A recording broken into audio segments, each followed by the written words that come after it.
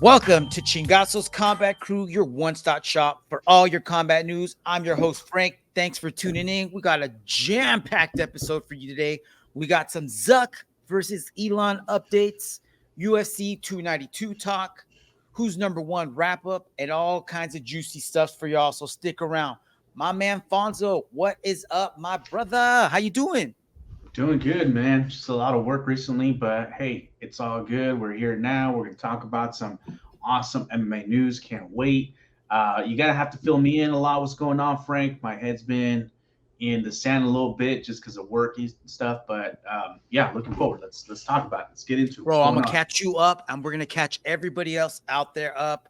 Hopefully, your week is starting off on a positive note. Everyone, thank you for tuning in. Thank you for listening or watching. We super appreciate your support and feedback. If you like what you hear, please continue to follow and subscribe to our podcast on your favorite streaming platform. Look for us under Chingazo's Combat Crew. You can also follow us on Instagram at C_Combat Crew so you can get all the clips and updates and announcements. Or if you're a TikToker like Fonzo over here, look for us at C Combat Crew to check out the video version of this episode. You can also tune into our YouTube channel at C_Combat Crew. Fonzo, you ready for this, my man? Let's go. Let's buckle up and let's kick this show off. Fonzo, I know you're dying to talk about the first story on the docket today. I know you've been tweeting me, messaging me all week long. Here it is, my man. Here it is. You thought that this fight would never come to fruition. It sounds like it's right around the corner. And I got like a last minute update that I'm going to share with you in just a moment. All So right. this last week, Elon Musk tweeted X. What do we call these now? We don't call them tweets no more. Do we Call call them them sweets. sweets?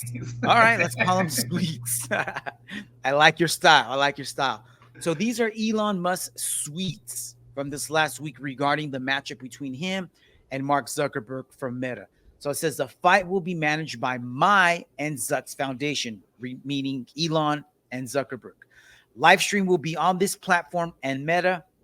Everything in camera frame will be ancient Rome, nothing modern at all. I spoke to the Prime Minister of Italy and Minister of Culture. They have agreed on an epic location. Everything will be done to pay respect to the past and present of Italy. All proceeds go to veterans. And I specifically saw him tweet something earlier. I don't know if it was a tweet or a message back, but he said UFC will have nothing to do with this, bro. Yeah. Yeah.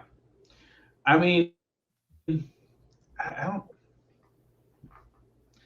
I don't know I don't know how to feel about this. I like, you know You know what? what I mean? Like, Like it just. I don't want. I I don't don't see want the to. point in it. I don't give a shit. Yeah. It's not going to solve anything. It's two nerds that are that are super duper rich, can do whatever. Like, dude, to me, I don't want them in this because, like, how about you just support the fighters? Go to the shows, show everybody that you're there, but don't hog the spotlight up. Like, don't do this, dude. This, like, you're rich, you can do whatever you want, man. This is the one thing that we have left that rich people haven't been able to invade. And what I'm talking about is like the platform of mixed martial arts. You know what I mean? Like getting into a cage, getting into a ring. That's been for fighters only, dude. That's not for these guys who want to play fighting. Like, Zuck, use your brain and make Meta better so that I can use my headset better and not get sick. Make awesome games. Why can't I watch UFC with my headset on yet? This is ridiculous. Why are you That'd be wasting dope. your time fighting at the Coliseum? No, you know what I mean? That's ridiculous, dude. They haven't had an event in there in like hundreds of years, but we're going to let these two bozos go in there. Okay. The only thing that is good for me that I like that's resulting of this is like Dana got burned hard, bro. Dana got burned hard because he was totally promoting this, putting this on his tweeting about this, making YouTube videos saying this is going to be the biggest pay-per-view out there, this and that. And now he's going to have nothing to do with it. So You he's know, just you like, know, you know what's gonna happen next? He's gonna call this a gimmick fight. oh, for sure. You know it, dude. You know it. And you know what, dude? Like, check this out. Check this out. Did you hear about this? Oh co-main. yeah. They announced. You tweeted this to me. You retweeted this to me. Yeah. The This is baddest crazy. man Tell on everybody it. what we're talking about. Read it out. So Read Elon's tweet. it says we're also working on a co-main event which will feature the baddest man on the planet, Francis Ngannou.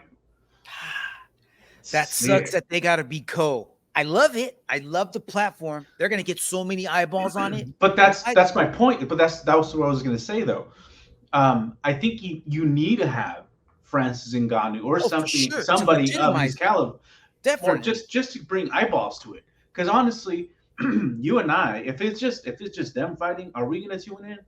No, I'll read about it right after the fact. Maybe I'll look at some tweets about it. I'll tweet you about it. But I'm not gonna watch it, right? So they need somebody of his caliber to actually like carry the fight, dude. Like carry this event. They need to add something to legitimize the card. You know what I mean? So I'm sure there's gonna be some other fighters on this card, but why hog up the main event like that, dude? I'm probably gonna be out by then. I don't care about your main event, bro. I'm out. Why not do it at the beginning so that way we can watch the rest of the card and not ruin it? Well, here's the deal, man. Once this fight is over, you don't have to watch no more. That's true. That's true. All right, we're out. So I guess I'm in. If Francis is in, then I'm in. If Francis isn't in, then I'm out. Okay, so who do you think he's fighting? Francis? Yeah. Well, it's got to be. Well, shit. I don't know, man. A full Derrick Lewis was available up until he just resigned though. We're gonna talk about that in a little bit. Well, I got that on the docket, bro. I got that on the list. Okay, but you know what I was thinking when I first read this tweet? I thought that it was gonna be Tyson Fury, and that would be good too. That's already arranged. They already got that in Saudi Arabia. You know what I mean? What about they doing that in Dubai? I don't know. What about that dude from one? Yeah. Well, they can't cross promote because Francis is with PFL. So unless he's boxing, if he's boxing, then I guess they'll let him box whoever.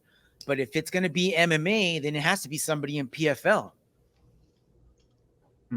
Unless PFL is cross promoting with one or Bellator. Something, you know what I mean? Well, these motherfuckers have like money to fucking spare, so they might be able to make it happen. Who knows? Kick down a PFL. Make it happen. Make yourself useful for once, Zuck. All right, Fonzo. This last Thursday, we had Karate Combat Kumite Numero Uno. The whole thing got streamed to YouTube, I believe, and it was quite the event, my man. I know I tweeted you a clip, no? Yeah. Dude, that shit's dope. I didn't set the link up right, but here we can watch the whole event. Because they actually uploaded the whole dang thing. Wake up, achievers. To YouTube, so you can go and watch the full event. I didn't get to watch all of it because at the same time that this bad boy was going on, whose number one matchups were going on. So I was kind of flip-flopping back and forth. But dude, these guys were throwing down. I'll just play 5-10 seconds of this clip. Here's Chad Cannon and Javier Arteaga. Arteaga was coming in after being eliminated earlier, and bro, these dudes were throwing down. You remember this fight, Fonzo? Yeah, I did. That was a good freaking clip, man. You sent me. Yeah, it was good, I want man. to go back and watch some more of it because it looked like it was like hella competitive. Yeah, dude. These guys were just throwing strikes for. I think they fought 3 rounds, but it ended up going to a decision with I forgot who won the fight, but it was a banger, dude. Banger fight, like you said. For sure, gonna have to go back and watch that fight. But the whole event is on YouTube, man. So if you got a little bit of time, go down, check that out. Next story, Fonzo. Bro, going down at the same time as the Karate Combat Kumite, it was Who's Numero Uno, headlined with Nicholas Marigali, Kainan Duarte. Co-main event, Ffion Davies taking on Jasmine Rocha. Dude, let me count the number of subs in this show. Andrew Tackett, Troy Russell, sub. Nikki Ryan, Renee Sosa, sub. Felipe Pena, Haisam Rita, sub. Ethan Krellinston, Dante Leon, sub. Ffion Davies, Jasmine Rocha, Smash Fest, no sub, and Nicholas Marigali, Kynan Duarch, sub. Bro, 1, 2, 3, 4, 5. 5 out of 6 subs, dude. Definitely 3 out of 3 fires. I should have put the fires at the top. I'll go back and do that later.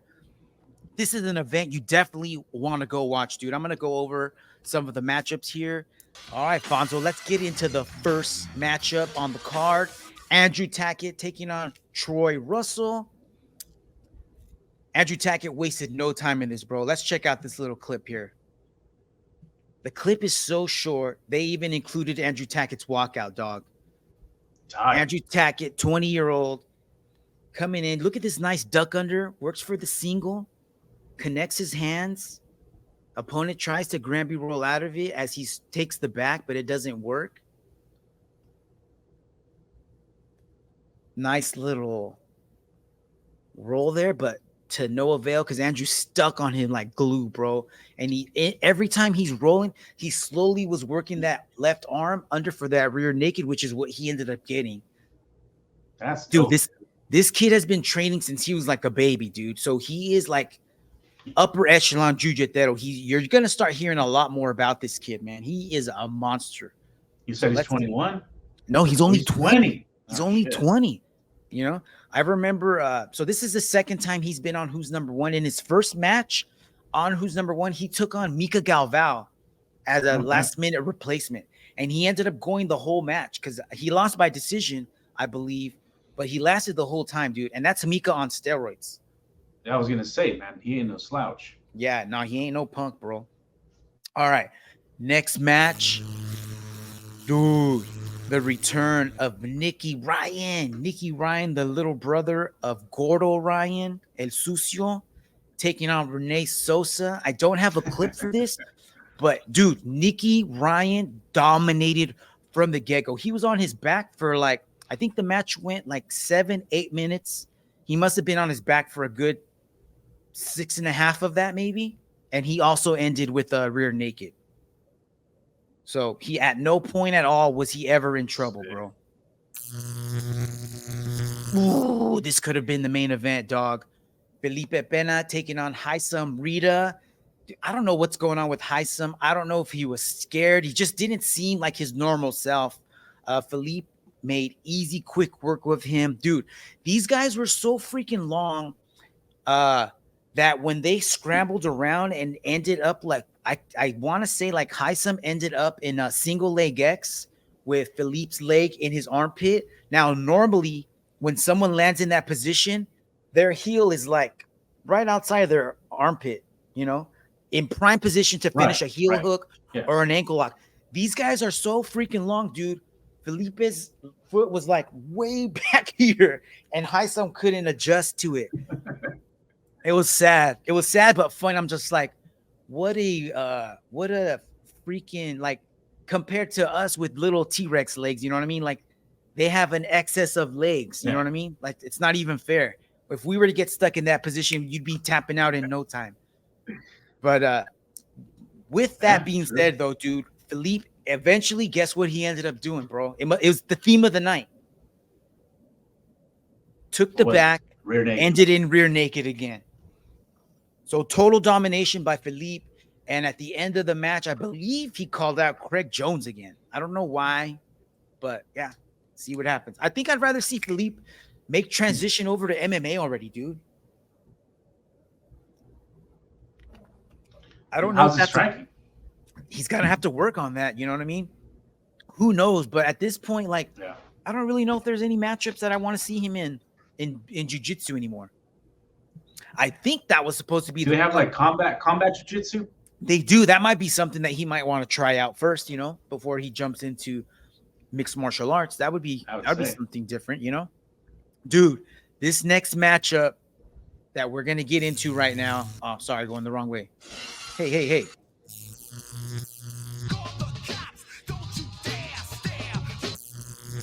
You know my boy Dante Leon, bro, bringing the heat. This was a fire matchup. Ethan Krellinston of B Team taking on Dante Leon. They originally had said this was for the King of the North because these guys are both from Canada. But Dante's like, bro, don't make it sound like that. I'm Canadian, but I consider myself American as well because I train over here. We're kind of like on the same team.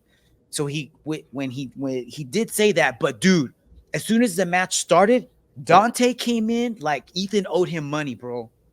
Just relentless pace, shooting takedowns. He hit this super beautiful arm drag to a blast double, ended up taking Ethan down. Eventually, you're not going to believe this, Fonzo. Guess what Dante did? Took the back. Exactly. Ended in rear naked, my friend. So Dante Leon gets the sub again, and Dante's talking about moving up to 170 and being the champ in both welterweight and lightweight, dude. Yeah. So I'm looking forward to it. it. Yeah, he's a high pace. His matches are always fun to watch, dude. So if you were searching for a jiu-jitsu to watch, you want to see takedowns, you want to see submissions, you want to see high flying moves, you want to see a non-boring match, bro, Dante Leon. Oh, dude. Co-main event. Jasmine Rocha taking on Ffion Davies for Ffion Davies' 125-pound flyweight strap. And at the press conference the day before the matchup, dude, Jasmine was talking major-ish. Major, talking all kinds of stuff. I don't know if she was trying to get in Fion's head, but dang. I got a clip here because, and I want to play it, but it's going to be too loud because it's on Instagram. So let me see if I can play a little bit of it. Let's see how it sounds. I'll lower the volume. I think she's going to beat me because, like, I'm really unimpressed. You know, what's she going to do? Come at me with a knee cut and try to pass my guard with a basic knee cut? I'm curious how she thinks she's really going to beat me. Because, and that's why. Here's that knee cut, Ricardo. Yeah. Sliced through with that underhook. And that was the beginning of the end, really. She mounted, and then that was it. Just went this closed loop. Katagatami, all these things to the back, right back to Katagatami again and again and again. So in the press conference, Jasmine was talking all kinds of ish on Ffion, saying, what's she going to do? Is she going to knee cut me to death? She ain't got no game. I'm going to pass her guard. I'm going to sub her. I'm going to take her title. Yada, yada, yada. Nope. What did she use? She used that knee cut, pass guard, eventually mounted. And once she mounted, it was game over, dude. She could never get her off. She went that reminds me. I think she eventually took her back. Credit to Jasmine, though, dude. She had really great defense. And fought off a couple of rear naked attempts, fought off an arm bar, I believe, and just couldn't do anything, though, dude. This was like big sister versus little sister.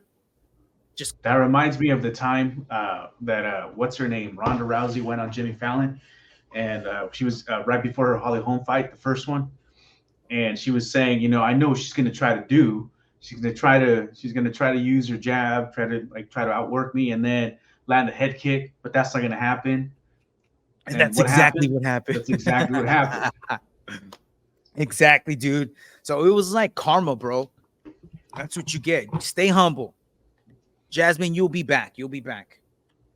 All right, Fonzo. Main event.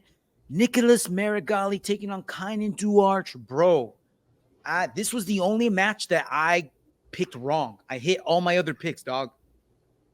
Ruined your parlay, fool. I know, dog. I know. But it was a really fun matchup, and what this matchup told us is we know who's in charge, dog.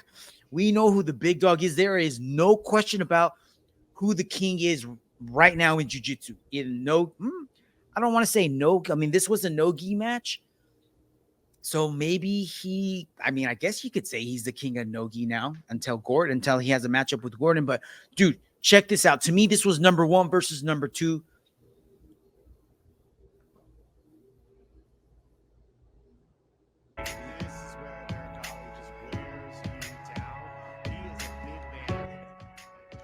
Nicholas passing guard into Kaynan's side. Easily just hops over into full mount, dude. He did that way easy. He didn't even fight it. Look at from side control. Yeah, he's got that leg up, but that's not really doing anything with it. Yeah. Almost like he let it happen. Yeah, and then look, he's just smothering him with his chest, works his knees up, try to get those knees into the armpits of Kaynan. Gets that arm triangle. Yep. Yeah. head and arm choke, and a little bit before this, a little bit before Marigali was in Kynan side had Kynan inside side control. Dude, Kynan went for a leg lock, like a Hail Mary last second. I'm out of gas. I don't know what to do. And that's when Marigali used that to pass, eventually get into the mount and finish with the head and arm choke. So is that what he was just exhausted at that point then?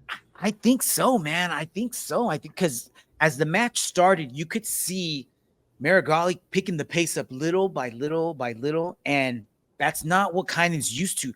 Kynan's used to being the one setting the pace. Kynan's used to being the bully and using his strength and power and game to just like a tidal wave, just smash his opponents. And that did not happen, not for 1 second, dude. Marigali tamed the beast. I don't know if Kynan's on off cycle. I don't know if his girlfriend left him. I don't know if he didn't have his breakfast. I don't know what happened, but Marigali made it look like butter, bro. He just went through him like butter. Damn. Yeah. Damn. All right, dog. Next story. Experience. One of the podcasters that got us into podcasting, one of the first podcasts I ever listened to, Joe Rogan. Check out this lineup, bro. One of my favorite podcasts that I used to love to listen to was Joe Rogan Experience. Anytime he had fighters on, because fighting is what Joe knows. That's like he's got a double PhD in mixed martial arts, in combat sports for that matter, because he knows boxing, he knows karate, he knows it all, dude. Wrestling, Right. You know what I mean? And it almost seems like ever since Joe moved out to Texas or Joe joined Spotify, he's just had whoever on. And he's had really, really good guests on, but it's just outside of his realm, dog. And he's not an expert in those fields. So I'm not going to listen to someone who's not an expert in something. If I'm going to waste an hour listening to something on something that I want to know about, I'm going to go to an expert. No? I don't know, man. So I'm what no is he an expert. expert on? He's an expert on fights. So check out this lineup, dude. He's going to have Tony Ferguson, Eddie Bravo on. He's going to have Daniel Cormier on. He's going to have Gegard Moussaoui. And this one I'm pumped for, bro. Brock Lesnar. How much do you know about Brock Lesnar? Other than he's a corn-fed monster, steroided out to the max, exceptional athlete, married. Who did he marry from WWF? Sable? Yeah. Sable. Yeah. So other than that, I don't know. A Mark Marrow for her. Yeah. Yours, my man. I know a little bit about his college. I'll be your best man. Okay. You know what, Brock Lesnar? Okay. I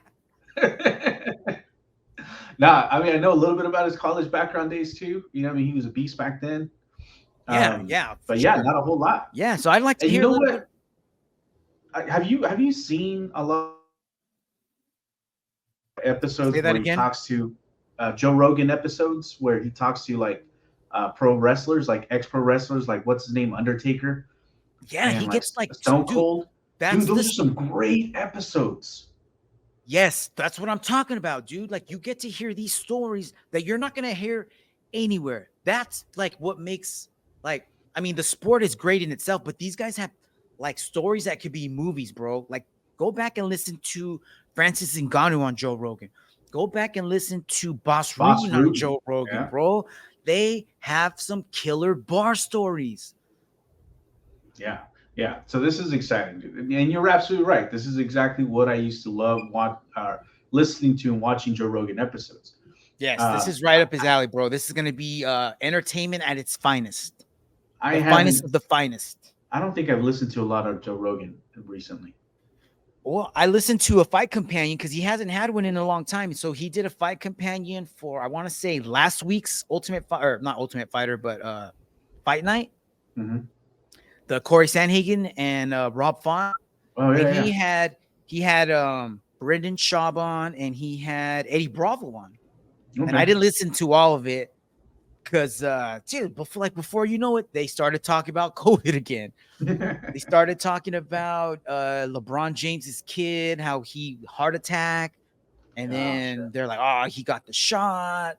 And then Eddie Bravo went into, in the next 5 to 10 years, 50 to 100 million people are going to be dying.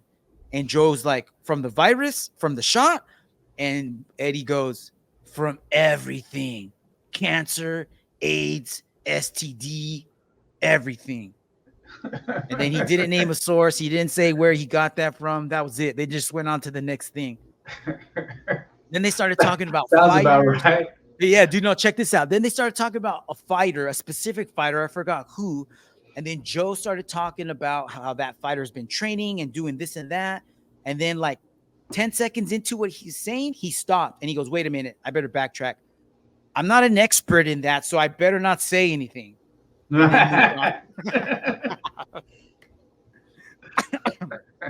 that guy. Love that guy. All right. Bro, how pumped are you for this, Fonzo? Bro, you know, I've been watching a lot of One Championship lately, a lot of mixed martial arts, a lot of Muay Thai. But these two dudes are two of the heaviest Muay Thai fighters they got. And I cannot believe that they announced the matchup. So what am I talking about?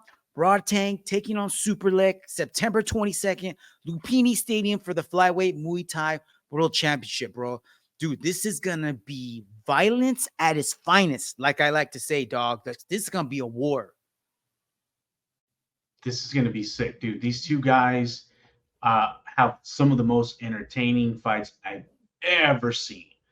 And dude, oh yeah, have you ever looked up their highlight reels? They got, I mean, oh yeah, of fan-made videos, but look up either one of these guys, highlight reel, SUPERLEK, highlight reel, RODTANG, and you will not be disappointed. Just elbows, right hands, left hands, body shots, high kick, like knees, everything, dude. These guys are total package when it comes to Muay Thai. So I cannot wait. This is gonna be a banger of a fight, bro. Banger of a fight. Yeah, this is definitely something that's going to be a highlight of highlights, dude. Like this is just like these two guys. If you've never watched a Muay Thai fight, I would definitely go and check this out now. Oh, this would be perfect for your first Muay Thai fight.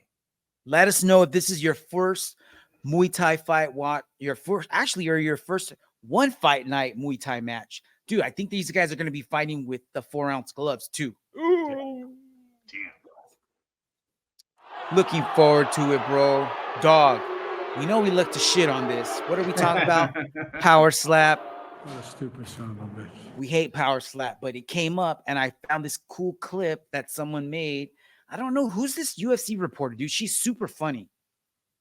I don't know who that She's is. the one that made the video of Poatan shadowboxing in the middle of the road, and she was like driving. Did you see that one? I don't think I saw that one. No. Dude, it's funny. She's driving her car and then she's like calls 911 because Poatan's in the middle of the street, like striking. And she calls 911. She's like, there's a guy. It's funny, dude. I'll look for it.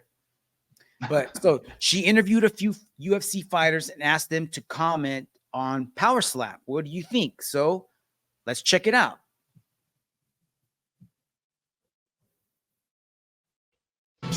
People getting knocked the f out. Every time I see a highlight. Here's Jorge Masvidal first, bro.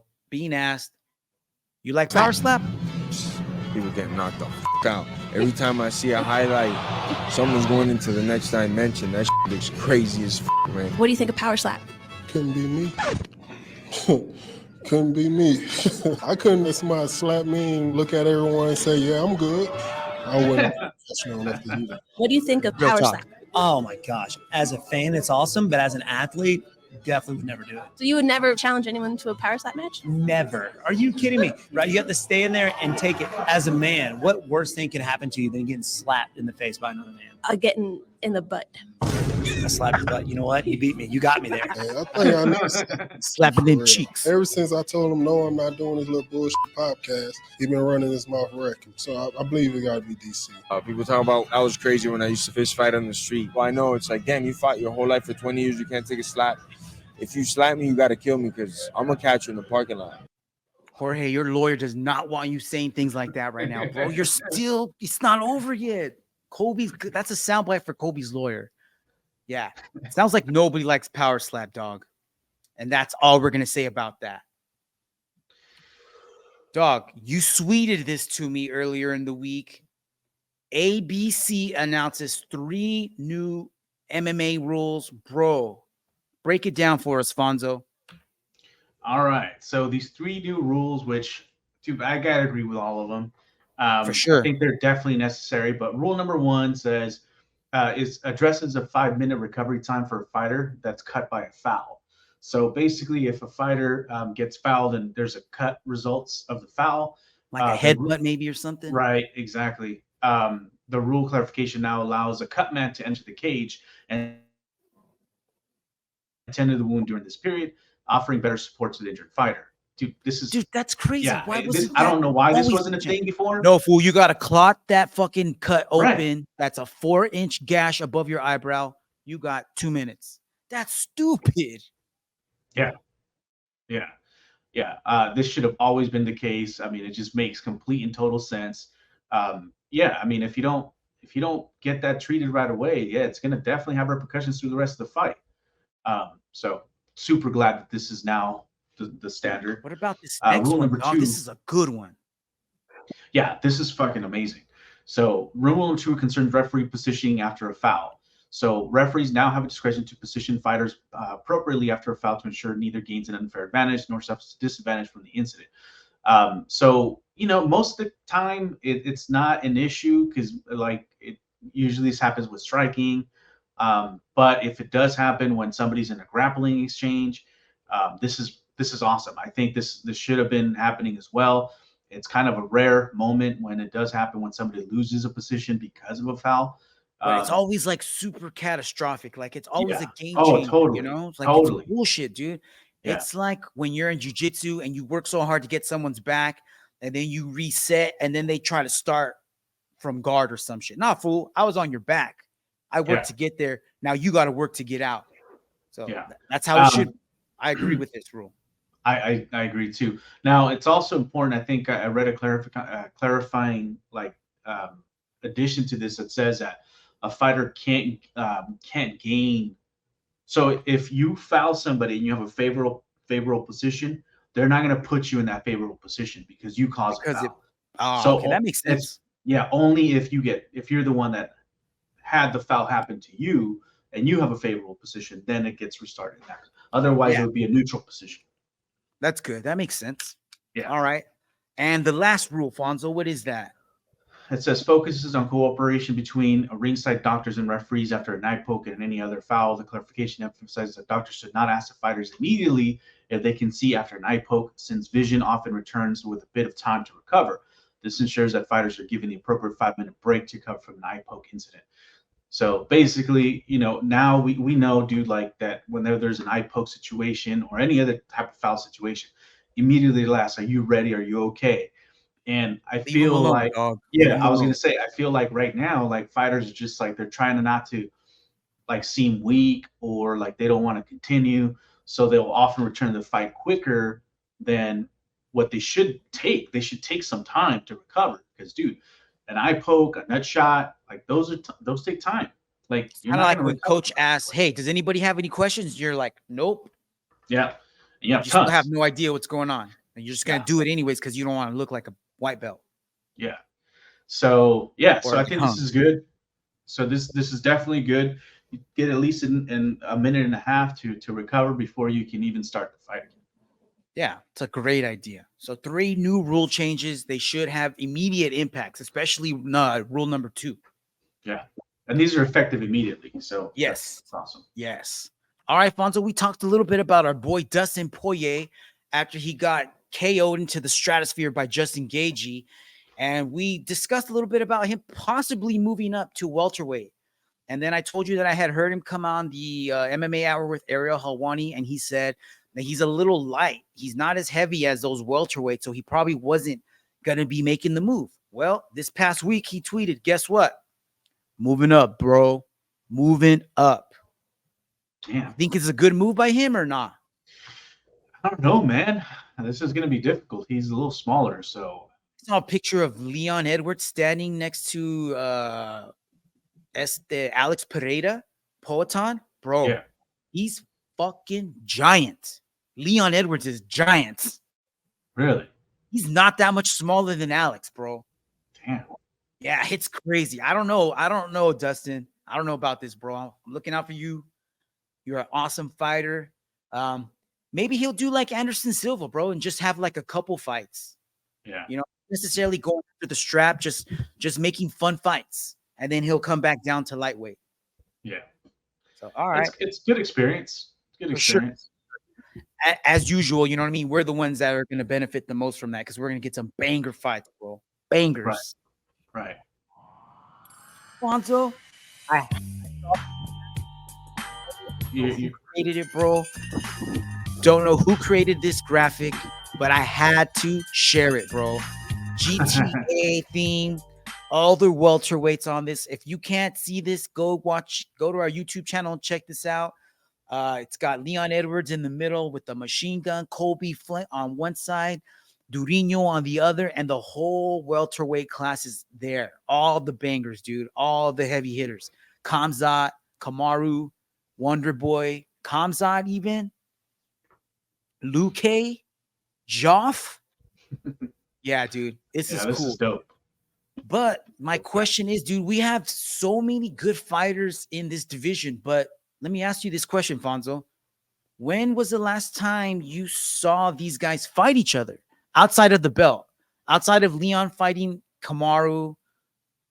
When did anybody in this group fight? You know what I mean? Like we saw Gilbert and Bilal, Right. but we haven't seen Kobe in forever. We haven't seen Khamzat in forever. We haven't seen Wonder Boy in forever. We were supposed to see Joff and Luque. Then we get Luque and RDA instead. You know what I mean? Like, mix it up, man. We got so many good matchups. It sounds like they're slowly about to start to happen, but when you really think about it, we haven't seen them in years. And these guys have been here for at least maybe the last 12, 18 months, no? Yeah. UFC, you owe us welterweight matchups, bro. Come on. But Stop this is dicking us exactly what happens though when you get this many good fighters in a card. Like, you know, you gotta, I mean, in a division, you Log jams you it kind of up. get stagnant. Yeah, there's a backlog. You know what I mean? And especially because you're not pumping out that many fights. So I don't know, man. Like I want to see it, and this is I think why I'll bring back Pride. It's just because we love Pride. I think this is why they had success. You know, you had your GPs and stuff like that where you can have these tournaments. So if I had my way here, if I had a say, I put a lot of these guys in the tournament. You know what I mean? And winner can be, you know, you can have just a tournament winner, right? That's the prize. That would be its own prize. Sick, dude. Just take the top 8, 4 on each side. Yeah. Start in the semis. Yeah. Or start in the quarters, you know? Yeah, that would be sick, dude. Yeah. And then maybe after a while, like you can take that tournament winner and give him a title shot. Maybe. You don't even have to do that. I just watch because of the tournament. Yeah, definitely, man. Yeah, you might be onto something, Fonzo. Hope they're listening out there. Sean Shelby, Dana, contact my boy, Poncho Pantera. I'll walk you through it if you don't know how it's done. He'll only ask for $250K a year. That's it. All right. Speaking of $250K, Derrick Lewis signs a new 8-fight deal with the UFC. Hopefully, he's going to be making $250K a fight. Numbers haven't been released on this yet, so we'll see. But I would imagine that it was enough money for him to be like, fuck it, I'm not retiring. I'm back, baby. I hope so, man. He's an entertaining ass fighter. He deserves it. What do you think about it? You think he should have left, or are you cool with him staying in the UFC? No, I'm cool with him staying in the UFC. I just think maybe he should have held out for a little bit because that was his final fight. Like I would have been like, hey, I'm gonna go fight Ngannou real quick, then come back and sign a new contract. He probably didn't want to burn UFC. You know, he probably didn't want to burn any bridges and, you know, and just like, oh, I'll do it, bro. I'll do it. That's kind of messed up. That's kind of shitty though. Like, okay, look, how quickly do I have to sign a contract? Let me get one fight with another promotion. I'll come back to you. You know what I mean? Like one fight. But whatever. I mean, it is what it is. I'm not mad at it. You know what I mean? No, definitely not. But dude, I was gonna tweet you this the other day because I saw. Did you see this fool got a freaking sponsorship deal with Manscaped? Yes, I did. That should have been a thing when he took his shorts off the first time. I know. My balls is up. No, what else do you? That's a slogan right there. That's what he used as a slogan or as your promotion. Manscaped, Dude. Your balls won't be hot. Derrick That's Lewis. exactly what it is. It's hilarious, man. You got to go watch that. Just go to YouTube, type in Derrick Lewis Manscaped. You see the whole commercial. It's hilarious, man. I love this. Good to see him cashing in, bro. Good to see him cashing in, man. He deserves for it. real. So let's see what's next. Fonzo, these next 4 pay-per-views, UFC 292, 293, 294, and 295. I got the main events here on the screen, starting with 292. Do not ask me which one I'm more hyped for. Do not ask me that question. Okay, which one are you most pumped for then?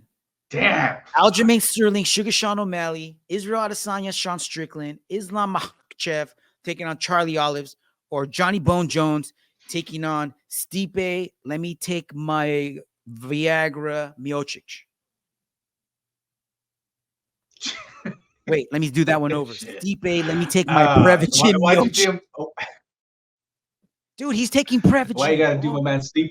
Why you gotta do my man Stipe dirty like that? I don't want to see him die, bro.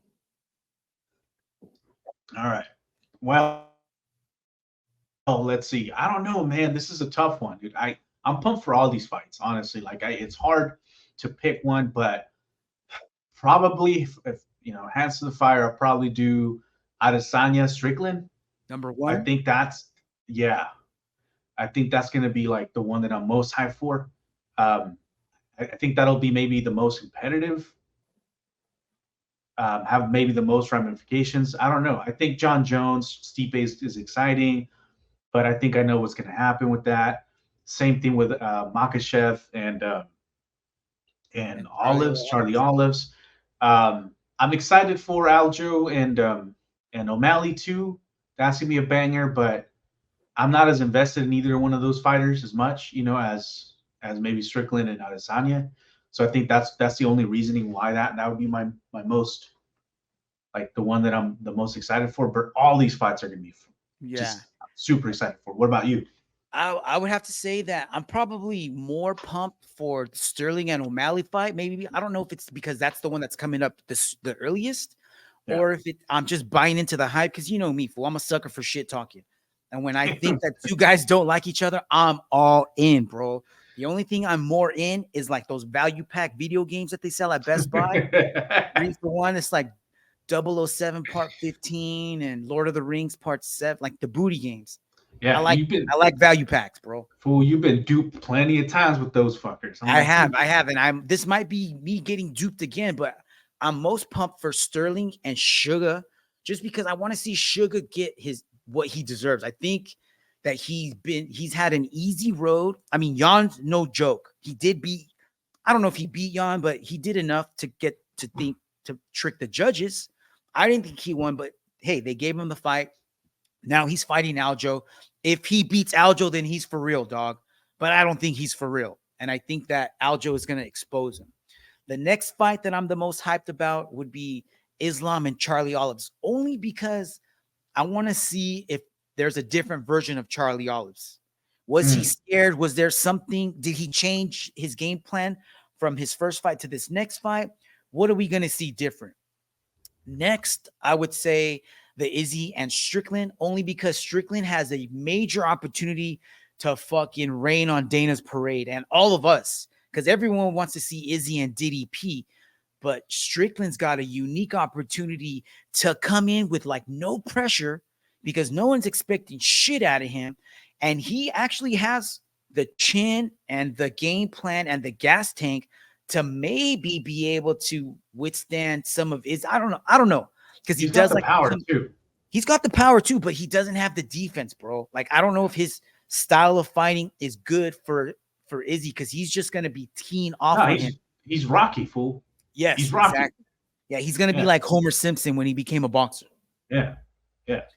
And then I kind of said it, or I kind of hinted at this earlier. The fight that I'm the least excited about is John Jones and Stipe Miocic. I was like, dude, we already know how that one's gonna end. We do not need to see that. So leave Stipe in peace. John, you're just picking on him. Why don't you go fight one of those Russian youngsters?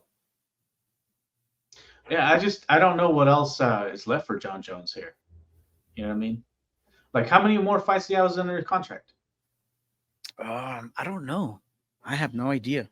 I'm wondering. He's talking like this might be his last one. I don't know. I don't know if he's gonna want to stick around. Because really, there's no other major threat. Like, there's up and comers that could potentially turn into threats, but as of right now, there's nobody on his heels, so he really can pick and choose what he wants to do. Yeah, and even if he goes back to light heavyweight, I don't think he's too big. Yeah. I was gonna say, like, because right now there's nobody at heavyweight that can touch him. Light heavyweight, we got some up and comers. I'd be excited to see him against Poatan. Right? Yeah, that would be fun. That would be fun, but I think he's just too big, and he knows exactly what to do. Exactly. I was gonna say he's gonna use his wrestling, you know what I mean, and nullify Poatan. So there's nobody that can touch him right now as a complete package. Like, if it was, dude, can you imagine Poatan and John Jones in a kickboxing match? Light his ass up, bro. Ooh, that'd be amazing. That would be amazing. I'm sure John wouldn't be totally outclassed. You know what I mean? But no, not at all. Make it interesting for sure. That's what I'm saying. That's why it would be exciting. Yeah. You know what I mean? Knowing he couldn't use his wrestling to nullify a Poatan, that'd be a great fight. That'd be scary for him, dude. That would be scary. Yeah. All right, dog. Let me ask you something that I've been asking you for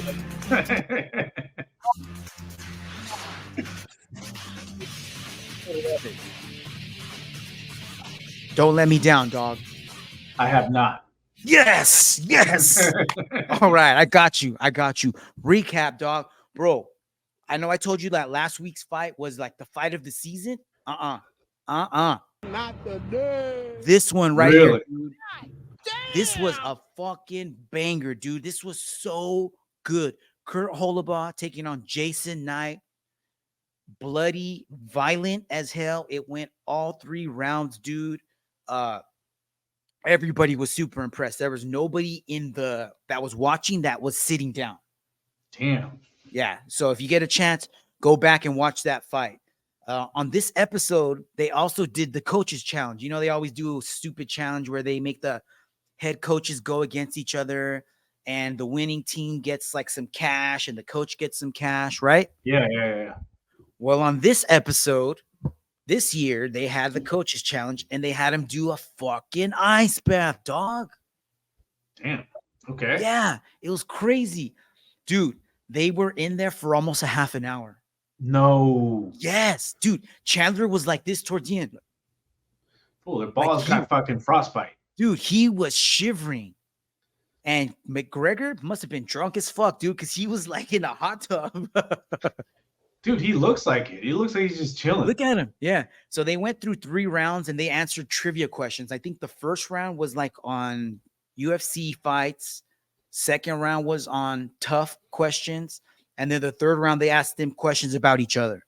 So Connor ended up winning by 1 point. So What's Chandler's favorite color?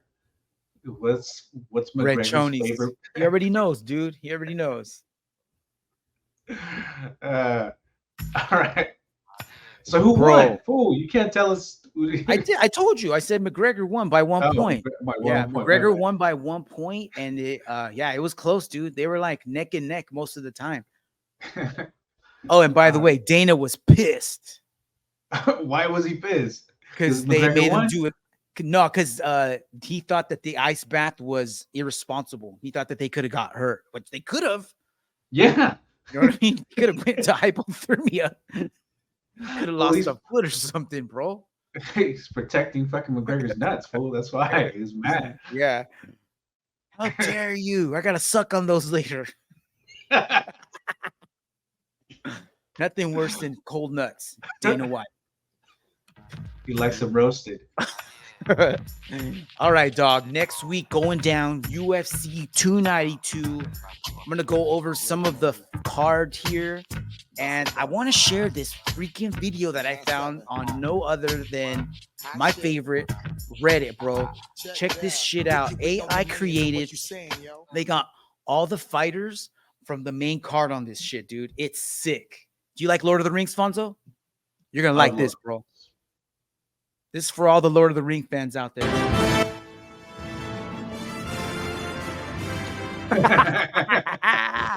Aljamain Sterling as the Funk Master. Dude, what we're looking at right now is a fan-made video of the main card of UFC 292 in Lord of the Rings trailer style. It's amazing, dude. That is amazing. Why does Cheeto just say Cheeto, though? Because that's all he needs, fool. Cheeto is from Lord of the Rings. Jeff Neal. Jesus. So this was made before Jeff Neal got injured, so it still has Jeff Neal. Dude, Cody Garbrandt has some locks. Look at this guy. Damn. Looks like my cousin, Mario. Brad Tavares. That does not look like Brad Tavares. It looks a little like Chris Weidman. Dude, Chris Weidman just looks like himself. Chris Weidman is Chris Weidman. Going down the 23rd of August. Oh, no, it's the 20th. The 20th. That's pretty good, huh? That was pretty good. That was really good. I don't know who created it, but it was awesome. All right, Thank Fonzo. you. Yeah, for sure, right? All right, dude. So check this out. Here, I'm just going to go over like the fights that I want to talk about, you know, Okay. and we're going to talk about these a whole lot more on Thursday when we do our UFC 292 Parlay Super Show Pick'ems show. So we'll go more in depth there. Let's just get some quick picks in here and talk about the matchup. So Cody Garbrandt, Mario Batista. I'm sorry to let you know, Fonzo, Cody is out. So I don't know if this is enough time for them to find Mario an opponent. Maybe they'll move him to another card or find him an opponent and then move him down. I don't know. Chris Weidman, Brad Tavares, dude. Chris Weidman hasn't fought since he busted his leg, so that'll be good to see. And then Chito Vera taking on Pedro Munoz, Neil Magny taking on Ian Gary, and then the main event and co-main event, Aljamain Sterling taking on Sean O'Malley, Zhang Wei Li taking on Amanda Lemos. Fonzo, who are you taking in Weidman, Brad Tavares? Oh man, just because we haven't seen Weidman in such a long time, I think I'm gonna have to go with Brad Tavares, just because of that. Like, just the unknown, what's been going on since the last time we've seen him. You know, ring rust, all that. You know, and then coming back from something like that, dude, I don't know. Epic injury, bro. Yeah. Yeah, So one thing he's been saying is that as soon as he gets in there, he says the first thing he's gonna do is throw a hard leg kick. Damn. Yeah. So we're gonna find out real quick how ready he is, dog. So I'm looking forward to it. I want to go Weidman just because I think he's coming in as an underdog, man, and I want to see him prove everybody wrong. I don't know if we're gonna see him back as his old self, but if he's half as good as what he used to be, that should be enough to beat Brad. Okay. Man, dude, I wish this would have been Jeff Neal and Ian Gary, but it's Neil Magny taking on Ian Gary. Who do you got in this one, dog?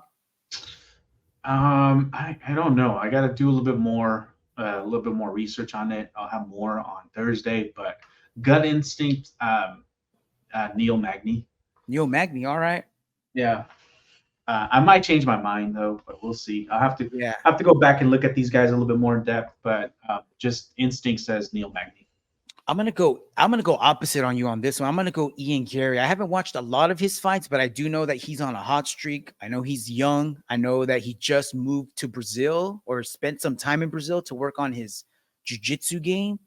Okay. And I think Neil's coming in off of an L, if I'm not mistaken. And if he's not, I know he's been around the block for a while. So this might be like old dog taking on the young dog. You know, Ian's trying to climb the ranks. But as of right now, I'm probably going to go Ian.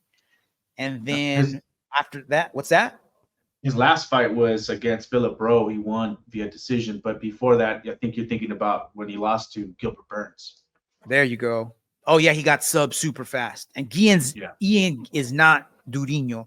So maybe Right. you're right, Fonzo. Maybe he can outwork him. Because Neil always comes with the full gas tank. Yeah. And he's no punk on the ground. And he's super long, and he's always pretty good at using his length. So we'll see. Yeah. What about Chito Pedro, bro? I got to go with Chito. Chito. Do you think Chito's going to have a different game plan? I think so, Or is man. he going to be his same old self, start off slow, and just look to land a kill shot? I think he learned a lot from his last fight. But I mean, it's hard. Tendencies for fighters, they're habits, right? Those are hard to break. Those are hard to change. But his last fight, I mean, he could have done so much better should he had started sooner. You know what I mean? And I think if he learned anything from that fight, he's going to bring it to this fight, and I hope he did. So I just that's the only reason. That's why I'm going with Chito here. And plus, man, it's Chito. Yes. Yep. Can never count him out, dog. Yeah. All right. Co-main and main event. Zhang Weili taking on Amanda Lemos for the women's strawweight title. Bro, how can you pick against Zhang Weili? Same. Yep. That's exactly what I'm thinking. I think it's. And then you already know my pick for the main event. Aljamain Sterling taking on Sugar Sean O'Malley. I'm on the Aljo train, bro. Choo choo. All right. Just to make it a little interesting, I'm gonna say Sugar Sean, man. I'm gonna say Sugar Sean. Yeah. I don't think he's a fraud, man. I think he's legit. I don't think he's a fraud. I'm just saying he had an easier road to the title than most. And when you look at his knockouts, like when he kills people, it's like, who are those people? Like he's knocking out bums, bro. Yeah. So here's my thoughts on that. Like you're absolutely right. I think a lot of the competition he's faced that has made him look stellar didn't deserve to be there, right? Yeah. But at the same time, you can't deny his, you can't deny his technique, dude. He's got amazing technique. He's got speed. He's got good technique, and he's got precision striking, dude. Like if you look the way he strikes, like he's on top of it, dude. Like he has range attacks. He's able to get on the inside. I think it's going to be a great fight. Like this is a perfect fight for both of them. Because here's the deal. I don't think Aljo has won people over. Yeah, he's a champ, but a lot of people don't like him. Not. Yeah. You know what I mean? And they don't like him. I think a lot of it has to do with that Petr Yan win. Like the way he won the title. People hate that shit. You know what I mean? I hate him for that shit. Even now. I want to see him lose because of that. But at the same time, if he puts on a good show here, I think it'll do a lot for his reputation. So both of these guys have a lot to gain from this fight if they put on a great show. Win or lose. I would love to see like a TJ Dillashaw ass whooping on this. Like the way he did TJ, that's what I want him to do to Sugar. But I don't know if he'll be able to. We'll see. That's the thing. I don't think either guys are going to be able to do that to each other. So I think this is going to be like a banger of a fight. It's going to be one of those fights that are just, it's going to go on. It's going to be back and forth. It's going to be entertaining. And both of these guys are going to end up winning. I think it's going to happen. Like, you know what I mean? Like in a figurative sense. Like you're going to have both these guys have performances that are just stellar, and it'll be good for both of them. But it should be the best fight on the card, man. I think so too. But I think Sugar Sean is going to edge it out here. I don't think it's going to be a knockout. It's going to be a five round decision. Yep. All right. Well, we'll talk more about that on Thursday. One more thing. Oh, actually, two more things, Fonzo. So this was announced on Friday, maybe, or yesterday. Curtis Blade's going to be taking on Jail 10 Almeida November 4th, bro. Number 5 versus number 9. This is going to open up the heavyweight ranks big time, dude. What do you think about this? Are you pumped or not? Yeah, man. Wrestling versus jiu-jitsu?